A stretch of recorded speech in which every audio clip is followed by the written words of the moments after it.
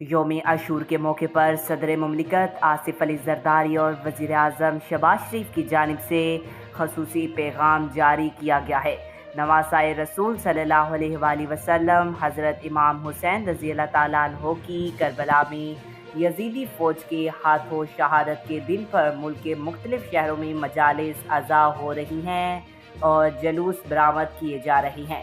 یوم عاشور کے موقع پر صدر مملکت آصف علی زرداری نے اپنے پیغام میں کہا کہ یوم عاشور حضرت امام حسین کی میدان کربلا میں شہادت کی یاد تازہ کرتا ہے۔ صدر آصف علی زرداری نے کہا کہ امام حسین رضی اللہ تعالیٰ عنہ اور ان کے وفادار ساتھی ظلم اور جبر کے خلاف ڈٹ گئے۔ امام حسین رضی اللہ تعالیٰ عنہ نے مشکلات کے باوجود ظلم و جبر حکمران کے خلاف کلمہ حق بلند کیا۔ اس کے علاوہ وزیر اعظم شہباز شریف نے کہا کہ اس دن نواسۂ رسول صلی اللہ علیہ وآلہ وسلم نے حق اور باطل کی لڑائی میں جانوں کا نذرانہ دے کر حق کو حقیقی فتح سے سرفراز کیا۔ امام حسین رضی اللہ تعالیٰ عنہ کربلا کے میدان میں یزید کی جبرانہ حکومت کے خلاف جرأت و استقامت کے ساتھ کھڑے ہوئے۔